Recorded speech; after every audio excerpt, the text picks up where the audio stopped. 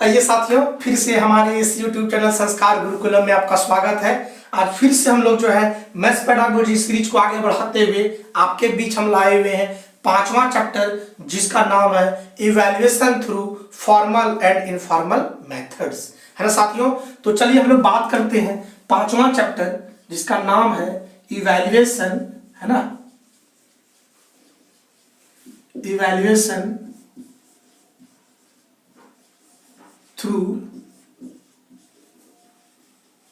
Formal and informal methods. एक बार देख लेते हैं, चीजें कट तो नहीं रही है, बराबर सब कुछ आ रहा है, बिल्कुल अच्छे से ही आ रहा है। एक बार चीजें को सही कर लेते हैं।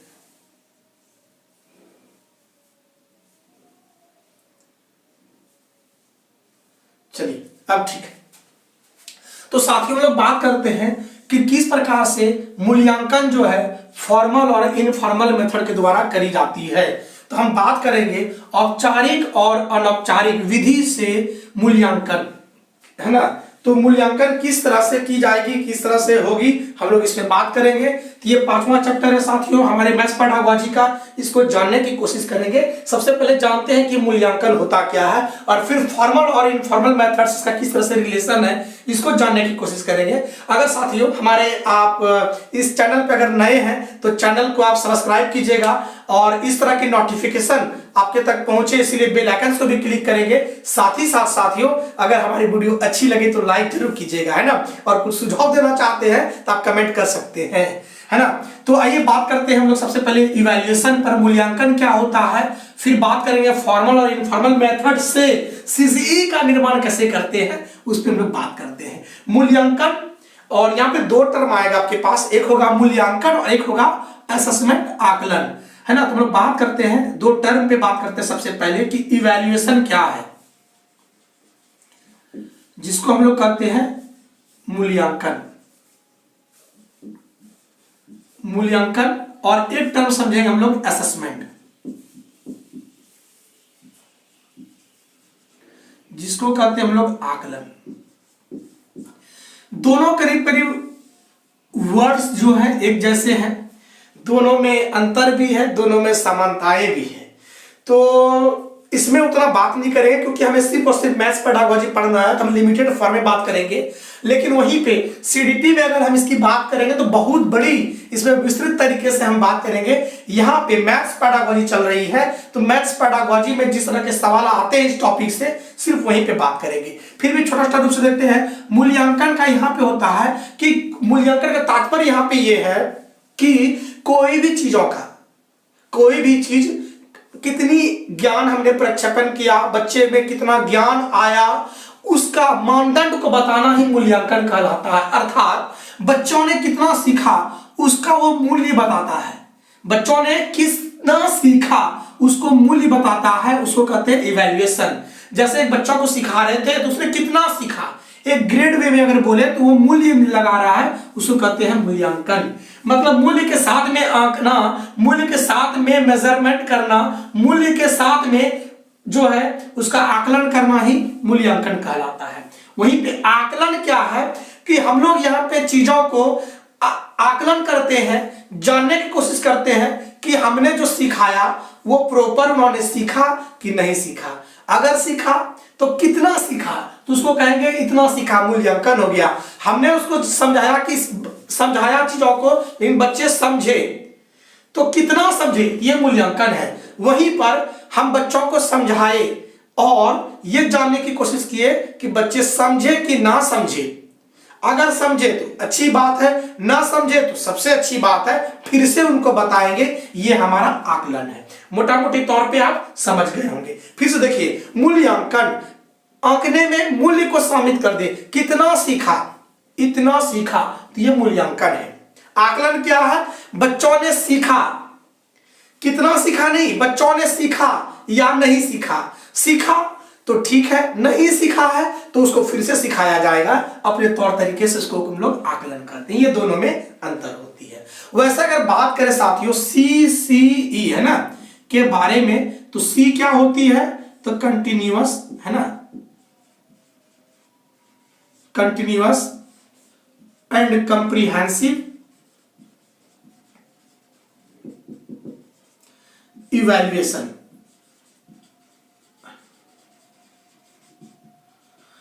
इसको कहते हैं सतत, इसको कहते हैं व्यापक, और इसको कहते हैं मूल्यांकन। एक एक चीज को समझते हैं। सतत व्यापक मूल्यांकन क्या है? देखिए, आप जानते हैं कि learning is a continuous process. अधिगम जो है एक सतत चलने वाली प्रक्रिया है, मतलब कंटिन्यूअस प्रोसेस है। इसीलिए जब अधिगम एक सतत प्रक्रिया है तो हम बच्चों में असेसमेंट भी करेंगे और मूल्यांकन भी करेंगे। समझ गए बातों को?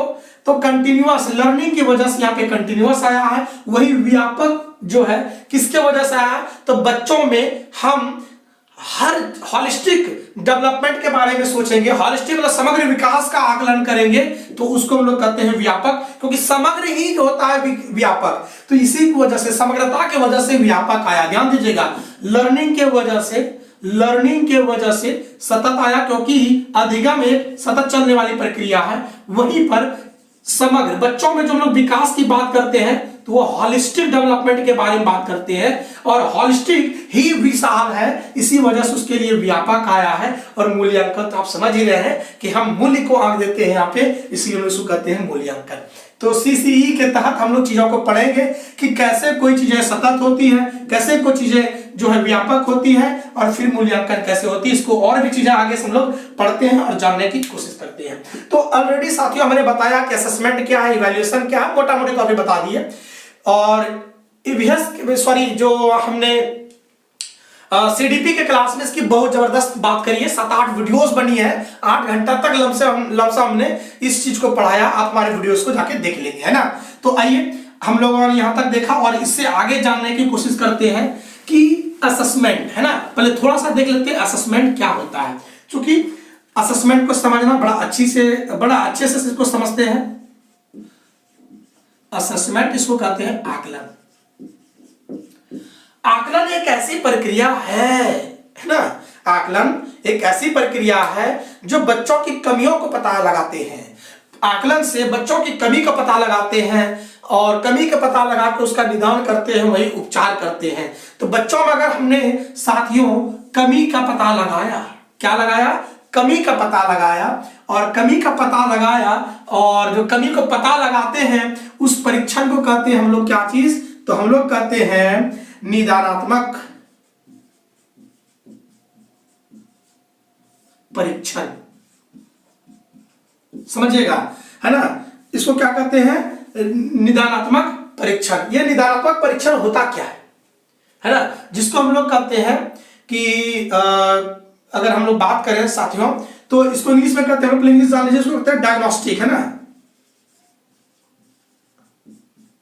Diagnostic test. देखिए, और 2 चीज पढ़ेंगे। एक हम लोग पढ़ेंगे उपचारात्मक शिक्षण, उपचारात्मक शिक्षण ये होता है हमारा रेमेडियल टीचिंग।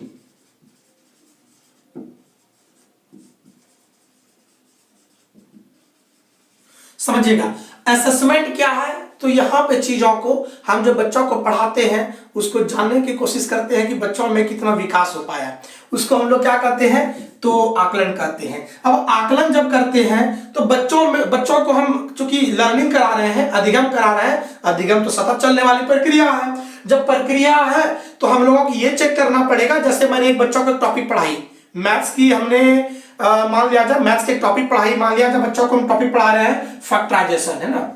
बच्चों को हम पढ़ा दिए फैक्टराइजेशन का जनरल रूल हम पढ़ा दिए। जब बच्चों को हम लोग फैक्टराइजेशन का जो ये है आपका जानते होंगे, ax² + bx + c = 0, फैक्टराइजेशन का ये चीज हमने जनरल रूल्स बच्चों को बता दिया। अब हम लोग चेक करेंगे कि बच्चे सीखे कि नहीं सीखे। अगर सीख गए तो अच्छी बात है, नहीं सीखे तो उसको हम लोग फिर से सिखाएंगे। तो हमारा आकलन का मूल भाव ये रहता है कि मूल जो भाव रहता है कि बच्चों में अच्छा विकास करी जाए। अच्छा विकास तब होगा जबकि सततता में जो चीजें चल रही थी उसमें क्या कमी रह गया, और उस कमी को जानने की कोशिश करेंगे। और कमी अगर जान गए, अगर कमी निकल गया तो हम उसका उपचार करेंगे। ध्यान दीजिएगा, आकलन के दो पहलू हैं। पहला है निदात्मक परीक्षण, और निदात्मक परीक्षण क्या है, इसमें कमियों का पता लगाते हैं, है ना। निदात्मक परीक्षण में क्या करते हैं, इसमें बच्चों की कमियों का पता लगाते हैं। जैसे मान लिया जाए एक, देखिए असेसमेंट क्या है, तो डॉक्टर है एक प्रकार का, ठीक है। असेसमेंट एक प्रकार का क्या है, तो डॉक्टर है, मतलब टीचर क्या है, यहाँ पर असेसमेंट करने वाला है। अब ध्यान दीजिए, टीचर और डॉक्टर यहाँ पे एक जैसा उदाहरण के रूप में लेते हैं। अब बच्चों को यहाँ पे मैंने जो चीजें सिखाई, फैक्टराइजेशन, बच्चों को समझ में आया या नहीं आया, हम उसका क्या करेंगे, टेस्ट लेंगे, और टेस्ट को क्या कहते हैं, डायग्नोस्टिक टेस्ट कहते हैं। मतलब हम लोग पता लगाते हैं कि इसको कौन क्या चीज की कमी हुई है। जैसे मान लिया जाए पेट में दर्द उठ गया, तो हम लोग जानने की कोशिश करेंगे कि इसको बीमारी क्या है। इसके लिए हम लोग जाते हैं कहां पे है, तो निदान जाते हैं, हम लोग निदानात्मक परीक्षण कराने जाते हैं। चेक करके देखता है, आला लगा के देखता है, पेट फाड़ के देखता है कि पेट में ईटा है कि पत्थर है कि बच्चा है कि बुतरू है, वो चेक कर लेता है। तो वहां से चीजें क्या पता चला कि इसकी बीमारी क्या है। तो बीमारियों का पता लगाना जो है वो क्या कहलाता है, निदानात्मक परीक्षण कहलाता है, डायग्नोस्टिक टेस्ट कहलाता है। वहीं पर साथियों, जब पता चल जाता है कि ओ माय गॉड, इसके अंदर में तो पत्थर है, तो पत्थर है, तो इसका कैसे पत्थर का इलाज होगा, बोलेगा ऑपरेशन करना पड़ेगा। तो उस चीजों के लिए उन्होंने क्या किया, तो यहाँ पे शिक्षण करी, और उसका नाम है उपचारात्मक शिक्षण। तो ध्यान दीजिएगा, कमियों का पता लगाना क्या है, निदानात्मक परीक्षण, और कमियों को दूर करना है ना। यहाँ पे क्या करता है, तो कमियों को दूर करता है। जब कमियों को ये दूर करे, बीमारी को दूर करे, तो उसको उपचार कर दिया। उपचार मतलब कमी को दूर करना, निदान मतलब कमी का पता लगाना। पेट फाड़ के अंदर में देखा पत्थर है, ईटा है, बालू है, बच्चा है, वो पता लगाया, क्या हो, निदानात्मक परीक्षण है, निदानात्मक परीक्षण है। उपचारात्मक शिक्षण, अब देखा फैक्टराइजेशन, एक उदाहरण लेते हैं मैथ्स के सापेक्ष में। देखिएगा, हम बच्चों को पढ़ा दिए कि एक रूल पढ़ा दिए हमने फैक्टराइजेशन का, है ना। तो अब बच्चों को रूल हमने पढ़ा दी। मान लिया जाए श्रीधर आचार्य का फॉर्मूला हम बच्चों को पढ़ा रहे हैं, minus B plus minus root under B square minus 4ac by 2a। Shridhar Acharya का फॉर्मूला पढ़ा दिया हमने, इसकी प्रूफ हमने दिखाया, तो पता चला बच्चों को। फिर हमने देखा कि क्या बच्चे समझे श्रीधर आचार्य का फॉर्मूला, बच्चा समझ पाया, तो हम उसका एक परीक्षण किए, निदात्मक परीक्षण। अब देखे कि वो नहीं समझ पाया बच्चा, तो हम फिर से उसको बताएंगे बच्चों को, और फिर से जो बताएंगे उसी तरीका से नहीं बताएंगे, अब की बार तरीका बदल देंगे, क्योंकि अगर वो समझना रहता तो उसी तरीका से सीख गया रहता। हम लोग यहाँ पे अलग अलग शिक्षण शैलियों का इस्तेमाल कर लेंगे, अलग तरीके का विधियों का इस्तेमाल कर लेंगे, और फिर बच्चों को बताएंगे।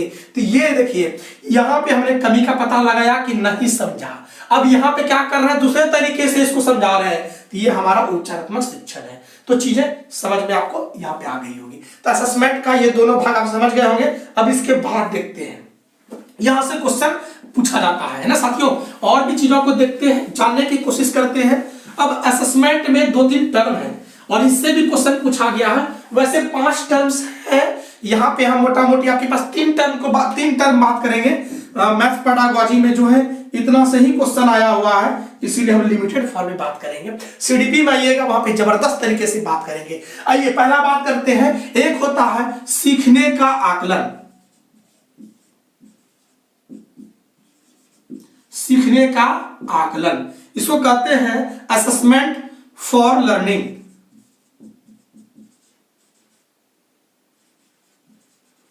असेसमेंट फॉर लर्निंग, सॉरी, सीखने फॉर लगाते नहीं अपने, सीखने के लिए, सीखने के लिए, है ना। फॉर मतलब सीखने के लिए, सीखने के लिए आकलन। एक होता है सीखने का आकलन,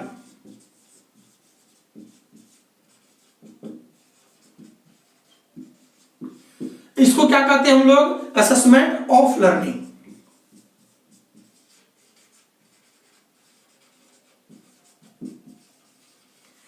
यहां से सवाल आपको देखने को मिलता है। फिर है सीखने के समान या सीखने के रूप में आकलन, है ना, सीखने के रूप में आकलन।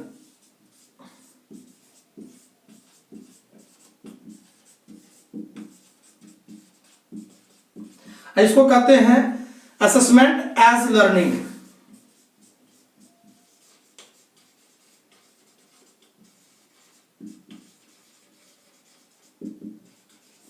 अब ये 3 टर्म को समझते हैं तो और भी टर्म्स, लेकिन यहाँ के 3 टर्म्स को समझते हैं। सीडीपी के अंतर्गत जब बताएंगे टॉपिक तो फिर वहां बात करेंगे। सीखने के लिए आकलन, इसको समझिएगा, किसके लिए, इसके लिए, किसके लिए, तो कहता है इसके लिए, मतलब किसके लिए, सीखने के लिए, सीखने के लिए। हम इसको आपको क्या चीज कर रहे हैं, सीखने के लिए कोशिश करा रहे हैं। मतलब कि सीखने के लिए आकलन का मतलब है कि बच्चों में जो है हम सिखाना चाहते हैं, अच्छा से सिखाना चाहते हैं। देखिए असेसमेंट फॉर लर्निंग है ना, असेसमेंट फॉर किसके लिए, तो बोलता है फॉर लर्निंग, मतलब सीखने के लिए आकलन। किसके लिए, तो सीखने के लिए, बच्चा को हम सिखा रहे हैं और सीखने के क्रम में जो गलतियां होता है उसको दूर कर रहे हैं, और इसको कहते हैं हम लोग सीखने के लिए आकलन। फिर से सुनिए, सीखने के लिए, किसके लिए, सीखने के लिए आकलन। बच्चों में हम क्या कर रहे हैं, सिखा रहे हैं, और सीखने में जो कमी आ रही है फिर से उसको दूर कर रहे हैं, कमी को फिर सिखा रहे हैं, फिर कमी को दूर करते हैं, फिर सिखा रहे हैं। इसको कहते हैं हम लोग सीखने के लिए आकलन, असेसमेंट फॉर लर्निंग।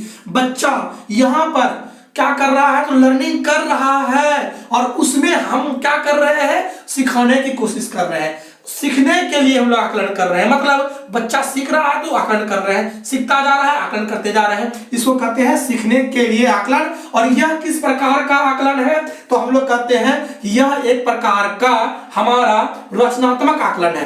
कैसा आकलन है, तो रचनात्मक आकलन है। कैसे, तो समझाते हैं। इसको कहते हैं फॉर्मेटिव असेसमेंट।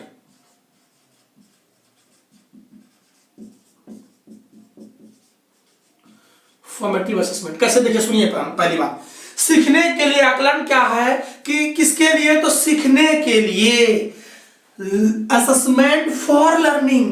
बच्चों को लर्निंग करा रहे हैं और लर्निंग करने में जो कमी है उसको फिर से दूर कर रहे हैं, फिर लर्निंग करा रहे हैं, फिर कमी को पता लगाते हैं, उपचार करते हैं, फिर सिखा रहे हैं। तो बार बार देखिए यहाँ पे क्या कर रहे हैं, फॉर्मेशन कर रहे हैं। हम बच्चों में रचना कर रहे हैं, बच्चों में शिक्षा का जो अधिगम है उसका हम लोग निर्माण कर रहे हैं, इसीलिए इसको कहते हैं रचनात्मक आकलन। क्योंकि बच्चों को यहाँ पे देखिए शिक्षण के दौरान चलने वाली ये प्रक्रिया है, हम सिखा भी रहे हैं और आकलन भी कर रहे हैं, सिखा भी रहे हैं, आकलन भी कर रहे हैं। इसको कहते हैं सीखने के लिए आकलन। हम सिखा रहे हैं, उसमें जो कमी है फिर उसको ठीक करते हैं, फिर गलती होता है बच्चों से फिर इसको ठीक करते हैं। अब ठीक करना देखिए, फॉर्म मतलब रचना, मतलब बना रहे हैं, बच्चों में गलती को सुधारते हुए, संशोधन करते हुए बच्चों को सर्वश्रेष्ठ बना रहे हैं। इसको कहते हैं रचनात्मक आकलन। वहीं पे सीखने का आकलन क्या है, यहाँ पे सीखने का आकलन किसका, किसके लिए नहीं, किसका, तो बोलता है इसका। किसका आकलन, तो कहता है इसका आकलन, मतलब ये सीख गया है अब आकलन कर रहे हैं। किसका आकलन, तो जो सीख गया है उसका। किसका, उसका। देखिए आपसे समझेगा, किसका, उसका, वो सीख गया है अब उसका आकलन कर रहे हैं। तो इसको कहते हैं हम लोग क्या चीज, इसको कहते हैं योगात्मक आकलन, है ना। इसको कहते हैं हम लोग योगात्मक आकलन। क्या होता है फिर से समझाते हैं। इसको कहते हैं समेटिव असेसमेंट।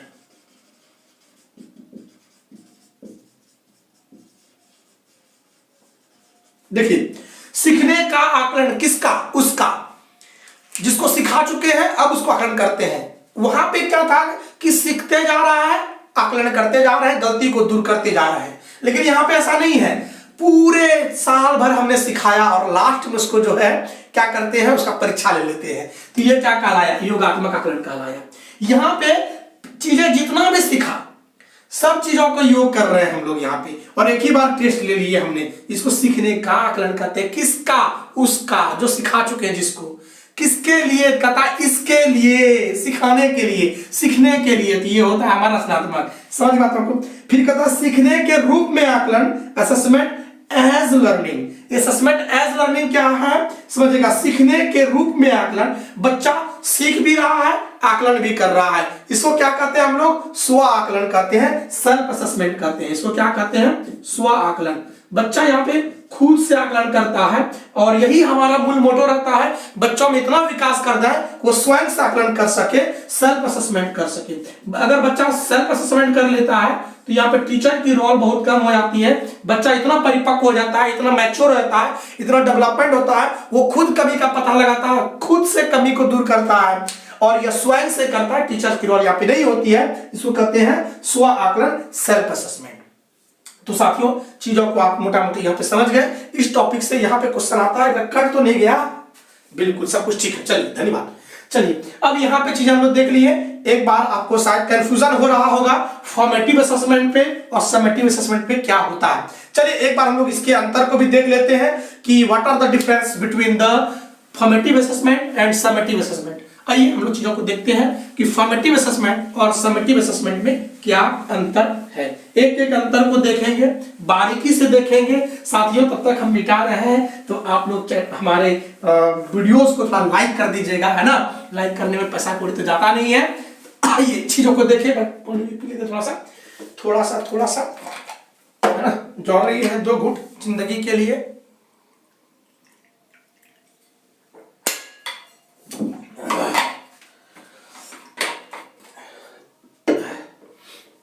आइए हम लोग देखते हैं दोनों के बीच में डिफरेंस। एक है फॉर्मेटिव असेसमेंट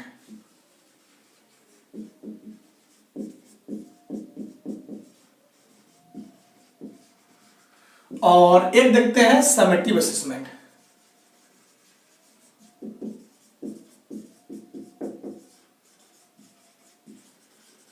इसको कहते हैं रचनात्मक मूल्यांकन।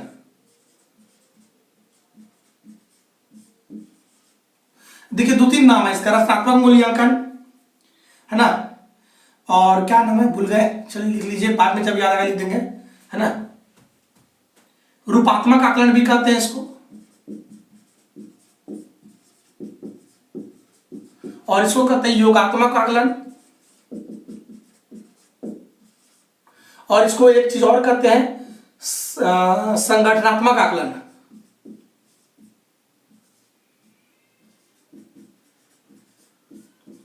आइए चीजों को जानते हैं और समझते हैं। फॉर्मेटिव असेसमेंट और समेटिव असेसमेंट क्या है। फॉर्मेटिव असेसमेंट वह प्रक्रिया है जो शिक्षण के दौरान चलने वाली प्रक्रिया है। तो ध्यान दीजिएगा ये कैसी प्रक्रिया है, तो शिक्षण के दौरान, है ना, शिक्षण के दौरान चलने वाली प्रक्रिया, शिक्षण के दौरान चलने वाली प्रक्रिया है। लेकिन यह कैसी प्रक्रिया है समेटिव असेसमेंट, तो यह शिक्षण के अंत में चलने वाली प्रक्रिया है ना। तो ये शिक्षण के अंत में चलने वाली प्रक्रिया है। यहां पे ये क्या है ना, ये फॉर्मेटिव असेसमेंट जो है ये क्या है, मैंने बताया कि सीखने के लिए आकलन है। यहां पे क्या है, ये कैसा आकलन है, तो कहिएगा सीखने के लिए। किसके लिए, सीखने के लिए आकलन है। क्योंकि सीखने के लिए आकलन का मतलब होता है बच्चों में कमी को पता लगाए, दूर किए, फिर सिखाए, फिर कमी का पता लगाए, दूर किए, फिर सही किए। ये क्या है, संशोधन करते हैं चीजों को। यहाँ पे चीजों को क्या कर रहे हैं, संशोधन कर रहे हैं, चीजों को संशोधन कर रहे हैं, सही कर रहे हैं, निर्माण कर रहे हैं। ये सारे वर्ड्स इनके लिए आते हैं। लेकिन यहाँ पे हम लोग क्या कर रहे हैं, देखिए सीखने के लिए आकलन नहीं है यहाँ पे, ये क्या है, सीखने का आकलन है ये, है ना। क्या है, तो सीखने के आकलन, सीखने का आकलन है ये, सीखने का आकलन है। वहीं पे यह संशोधन नहीं कर रहे हैं, यह हमें पता करते हैं बच्चा होगा पास कि होगा फेल, ये तय करता है। ठीक है, अब ये सारे देख लिए और भी चीजों को समझिएगा। यहां पे हम लोग क्या करते हैं, कमी का पता लगाते हैं और निदान करते हैं। यहां पे क्या करते हैं, क्या करते हैं, तो कमी, सॉरी यही तो संशोधन हो गया। यहाँ पे कमी का पता लगाते हैं और दूर भी करते हैं। लेकिन यहाँ पे ऐसा कुछ नहीं है, यहाँ पे मानदंड तय जो है, मानक तय कर देते हैं, यह पास होगा कि यह फेल होगा। मानक पास करते हैं या रैंक दे देते हैं बच्चों को, ऐसे कुछ होता है। और ध्यान दीजिएगा इसके अनेकानेक विधि होंगी। फॉर्मेटिव असेसमेंट के मैनी मेथड्स हैं,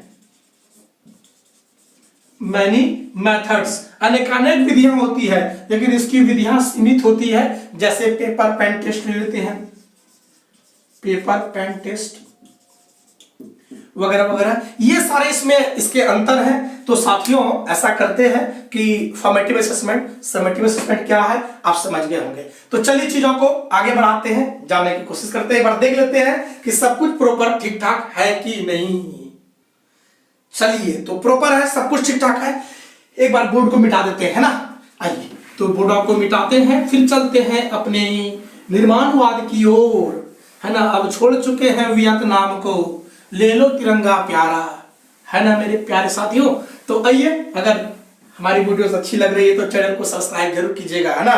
क्या जाता है कंजूसी क्या चीज के लिए, पैसे थोड़ी लगते उसके लिए, है ना। आ जाओ देखते हैं, आपकी इच्छा, हम चलते हैं निर्माणवाद को आगे बढ़ाते हैं ना।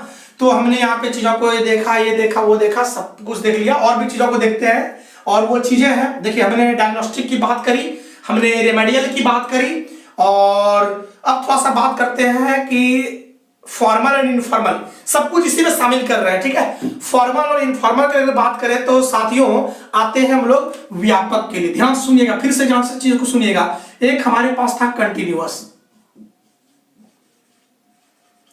कंटिन्यूअस था, एक बात को समझते हैं कंटिन्यूअस। एक है कंप्रीहेंशन,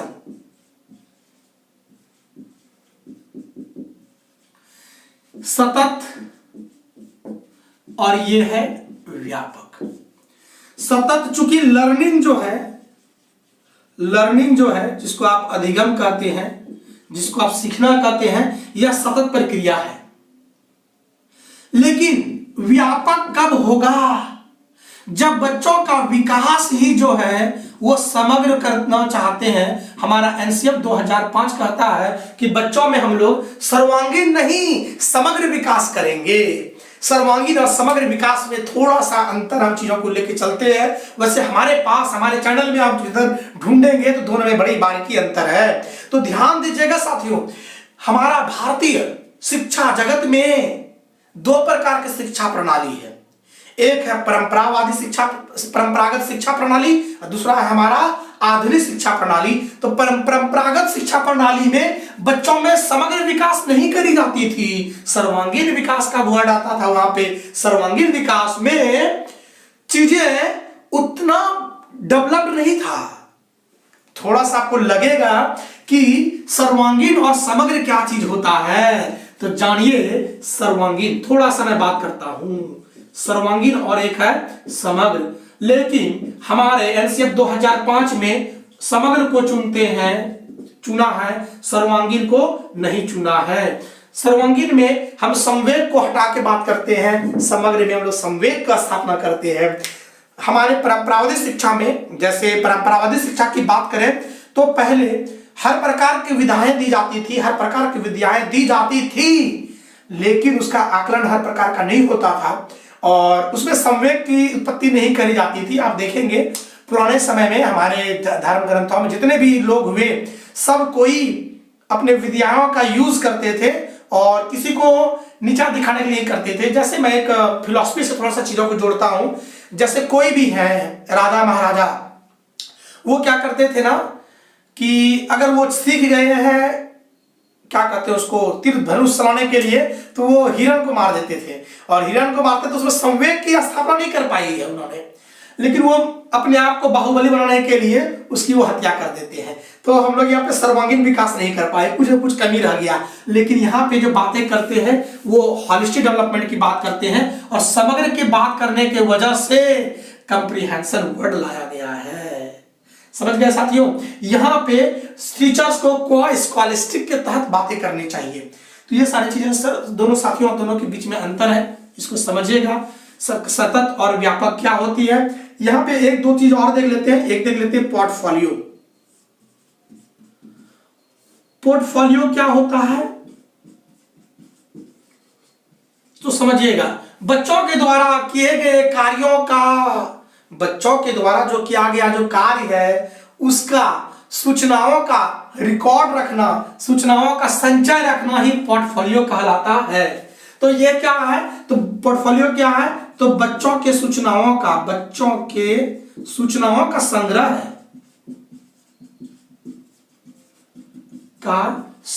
है, इसमें से शिक्षकों के निर्देशानुसार जो है निर्मित किया जाता है। ये पोर्टफोलियो किसके द्वारा निर्मित करता है? वैसे हमारे जो ऑफलाइन स्टूडेंट होंगे वो देखे होंगे, हम लोग बच्चों के लिए पोर्टफोलियो का निर्माण करते हैं, आपका आकलन भी करते हैं और असेसमेंट पेपर भी बनाए हैं। शायद यहाँ पे तो होगा या नहीं होगा, शायद है या नहीं है, मैं देख लेता हूँ।